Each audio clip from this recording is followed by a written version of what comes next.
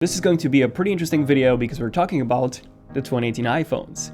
So I haven't really made a leaks rumors episode on the 2018 iPhones since mid-July, so actually more than a month now. I've done a video talking about the three models in 2018, the differences between them, but that was mainly a recap of the specs, the features, and everything, and then two videos showcasing these babies, essentially the models, the dummy units of the iPhone 10 Plus and the iPhone Lite in 2018. But I haven't really made a video, you can check those out, but I haven't really made a video talking about all the latest leaks rumors of these new iPhones in more than a month now, and I have so much stuff that I want to cover in this video. Oh, and by the way, the first ZONEofTECH live stream is coming out next Friday, the 31st of August. So this is where I'll be doing a live Q&A. You can ask me any tech questions you want. We'll hang out. It's gonna be fun. This is exclusive for members of the channel. So if you want to become a member and support the channel while also getting some exclusive perks such as a live Q&A every month and more, just click the join button or the link in the description. But for now, here's everything new in terms of the 2018 iPhone models. A lot to cover in this video. Get those snacks ready and let's have a look. First of all, I just want to give a huge shout out to Audible for sponsoring this video. Visit audible.com/ZONEofTECH or text ZONEofTECH at 500 for a free audiobook as well as a free 30-day trial. And now the first thing that I want to talk about is the actual name. So we know that Apple would be releasing three new iPhones this year, an updated iPhone 10, so a 5.8-inch model, a 6.5-inch iPhone model, the Plus model, and then the entry-level 6.1-inch LCD model. But we don't really know how Apple would be calling these. And that's because last year, everyone was expecting the iPhone 10 to be called the iPhone 8, and then the iPhone 8 to be called the iPhone 7s. But in the end, Apple ended up calling the iPhone 7s the iPhone 8, and then the 8 the iPhone 10, just because they wanted to trick the customers in thinking that they've released two major iPhone redesigns instead of just one, which was the iPhone 10, so that, you know, in the end, they could sell more iPhone 8s, which they actually did. So the iPhone 8 ended up surpassing the iPhone 10 when it came to actual sales. But this year, Apple has quite a few options in terms of the name, so they could call these the iPhone XS or the iPhone 11 or the iPhone 9s. I personally think that they would just call them the iPhones. At least this would be the best option. The iPhone Plus, and either the iPhone Lite or you know, just iPhone for all models, and then have those in multiple sizes, sort of like what Apple's doing currently with the MacBooks, the MacBook Pros. So they have a 13-inch MacBook Pro and a 15-inch MacBook Pro, and they're both called, you know, MacBook Pros instead of, I don't know, MacBook Pro Mini and MacBook Pro Plus or something. So that would be my guess, but then developer Guilherme Rambo, he actually found a new iPhone model identifier in Xcode 10, and this is listed as iPhone XX. So iPhone XX is the 2018 iPhone models, and then, you know, iPhone XXX in 2019. Just joking, obviously. That's honestly just a placeholder. So Guilherme has actually found that this is actually referring not to the iPhone 10, the upcoming iPhone 10s, but actually a fourth iPhone model running the Apple A10 chip, an LCD display, a P3 display as well, and 2 GB of RAM. So it seems like an iPhone 7, an updated iPhone 7. Essentially, this could be, and this is most likely the iPhone SE 2. So yeah, he actually found the iPhone SE 2, which everyone thought to be dead, but it seems like it's not. So let me know in the comments if you'd like me to do a separate video on that. Check out my previous videos on the iPhone SE 2. But then Guilherme, he also said that the other model numbers that he found were for the iPhone 2018. So he actually found 4 models. They're actually listed as iPhone 9.7. This would be for the iPhone SE 2. Then iPhone 11.1, which would be the 6.1-inch LCD iPhone, or iPhone Lite, as I've been calling it in the past videos. The iPhone 11.3, which would be the new iPhone 10 with updated specs, as well as the iPhone 11.5. The 6.5-inch Plus variant. And speaking of the Plus variant, a pretty big report coming from Economic Daily News states that the iPhone 10 Plus and the 2018 iPhone 10 would actually support the Apple Pencil. Wait, what? We're going to use a stylus. No. Yes, Steve Jobs was completely against this. And even when Apple released the Apple Pencil for the iPad Pro, it was a bit weird since, you know, Steve has always been against using a stylus for navigation. Well, you know, luckily on the iPad Pros, the Apple Pencil is actually a great tool. I've used it for many thumbnails, fun fact, and it's actually one of the best, actually the best accessory you can buy and you can get for the iPad Pro. And it makes sense because, you know, you have a large device that's pretty much the same size as an A4 sheet of paper, so it makes sense for you to have a pencil that you can draw on, you can write on, so it feels very, very natural, apart from, you know, the fact that it's very, very slippery, so it doesn't really feel like paper, but you can add, you know, foils and that kind of stuff, screen protectors to make it feel more like paper. But really? An Apple Pencil on an iPhone?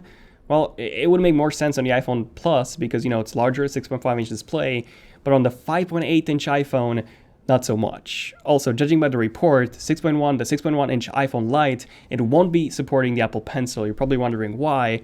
Well, it's just because Apple wants to sell more of the expensive iPhones, and therefore it would give, the two expensive ones an extra feature, which would be Apple Pencil support. Because the 6.1-inch model could easily support the Apple Pencil if Apple really wanted to. It's nothing that different. It's just, the display. The iPads still have an LCD display, so it has nothing to do with OLED versus LCD. It's just, Apple wants to support Apple Pencil on some devices that happen to cost more. Also, would this mean that a 6.5-inch and the 5.8-inch models would be getting the 120Hz ProMotion display, like the 10.5-inch 2017 iPad Pro? Well, that would be awesome, but probably not. I really hope that this is going to be the case because that display is so fluid. You literally have to see it in person to realize how fluid the 2018 10.5-inch iPad Pro truly is. And speaking of this Apple Pencil support, Apple released the original Apple Pencil, fun fact, in 2015, so almost 3 years ago, and they haven't really updated the Apple Pencil at all. They've updated, the displays for higher refresh rate, but not the actual pencil itself. Now, we are expecting the brand new 3rd generation iPad Pro, or the iPad X with no home button, some really thin bezels, Face ID support around September or October 2018 as well. Do check out my previous videos on the iPad X. It's not going to be called the iPad X, iPad Pro 3rd generation, but do check out my previous videos on this. This would be essentially Apple's biggest update on the iPad, design-wise at least, since the original iPad came out in 2010. So this is huge design-wise. And with this, we're also expecting to see a 2nd generation Apple Pencil, so something that would come hopefully in multiple colors. A space gray or a black one would look amazing, but maybe even a smaller pencil, made for the 2018 iPhones. That would be pretty cool to see. Personally, I still think that having a built-in pencil, like Samsung's doing it with the Galaxy Note lineup, that's still the best approach because no one wants to carry around the large pencil in their bag wherever they go, just to barely even use it. Because, let's be honest, the pencil still makes the most amount of sense for graphic designers and artists, which would need to use a large display, such as an iPad display, anyways. So size-wise, I do expect a smaller Apple Pencil, but just as an idea, this is how the current Apple Pencil compares size-wise to the 2018 6.5-inch iPhone Plus. So it is a bit larger than the iPhone Plus, but not by a lot. So I'm quite curious to see what Apple does in terms of the size of the 2nd generation Apple Pencil and obviously the colors. That would be pretty cool. Space gray Apple Pencil.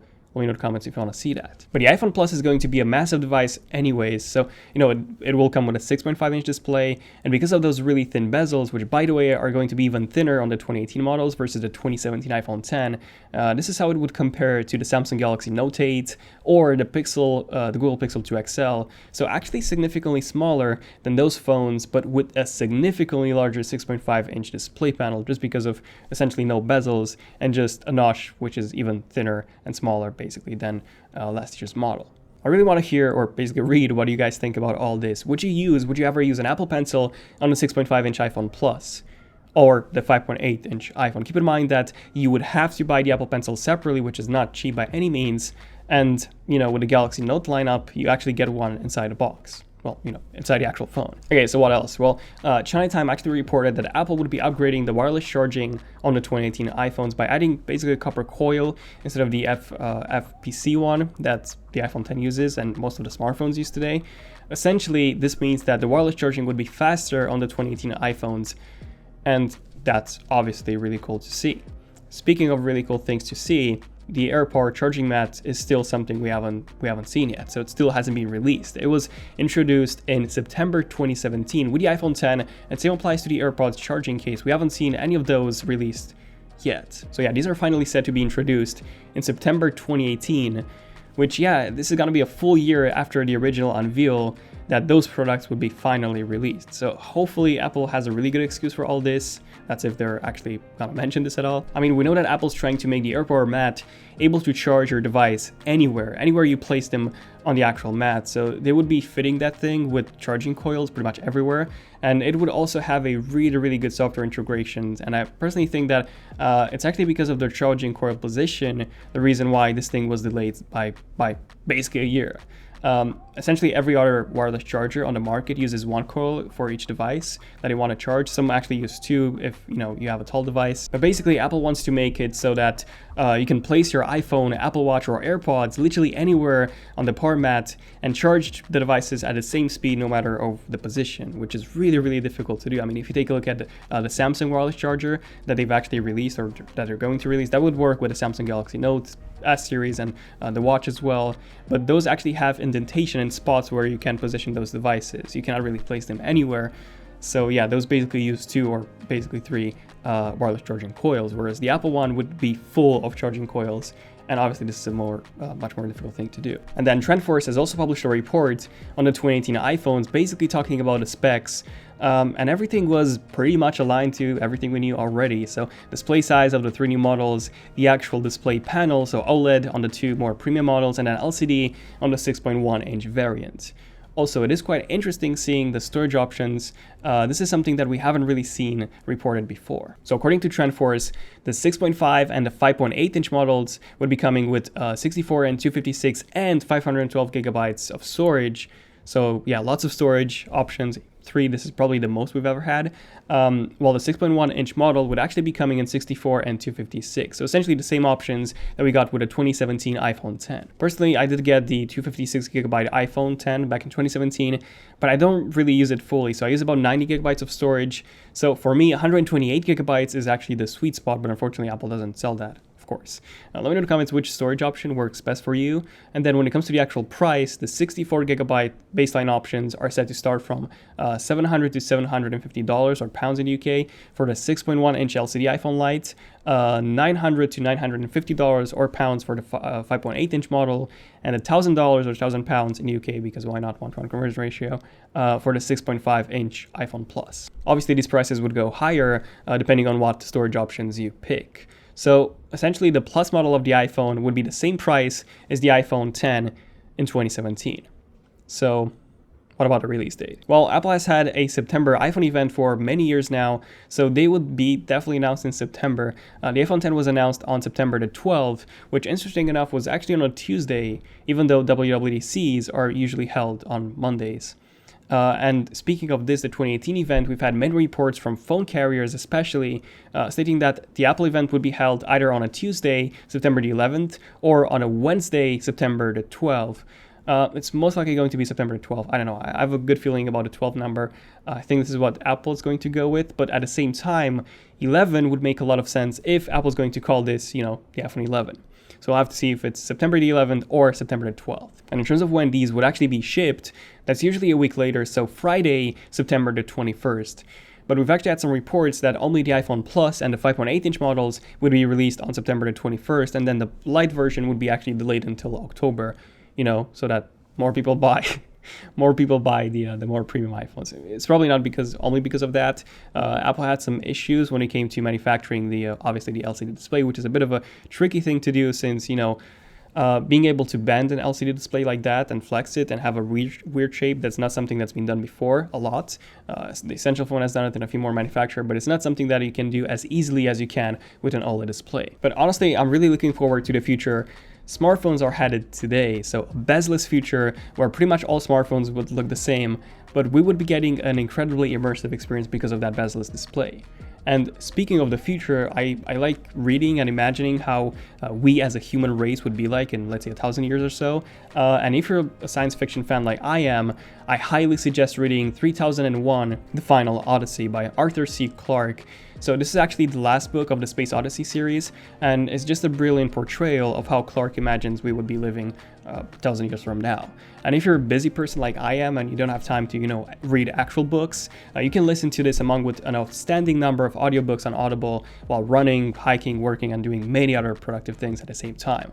The perks of audiobooks. So just go to audible.com/ZONEofTECH or text ZONEofTECH to 500-500 if you're US based. If you're not US based, just go to audible.com/ZONEofTECH. The link works everywhere. And you get 30 days free trial as well as a free audiobook for you to keep. And yeah, thanks again for Audible for sponsoring this video. So there you go, lots of updates on the 2018 iPhones. Let me know in the comments what you guys think about everything that I've mentioned in this video. Do you think the upgrades would be worth it over the iPhone 10 in 2017? I would say no. If you have an iPhone 10, don't upgrade unless you really need that Plus model. But other than that, it's mostly the same design, which is already really good. So yeah, let me know in the comments what you guys think about this. What do you guys think about the Apple Pencil and the size comparison between multiple smartphones? Also, don't forget to join the Zone. Hit that join button and you get some pretty cool exclusive perks. You support the channel, and yeah, you get some pretty cool perks in the meantime, like the live stream, which I'll be doing next Friday. So stay tuned for that. Also subscribe if you're new to the channel, and enable notifications by tapping on that bell icon so that you get notified whenever a brand new cool video, hopefully this was cool, comes out. But yeah, thank you for watching. This has been pretty much it for this video. If you like, if you enjoyed it, let me know. I'm Daniel, and I'll see you guys in my next video. ZONEofTECH, signing out. Cheers.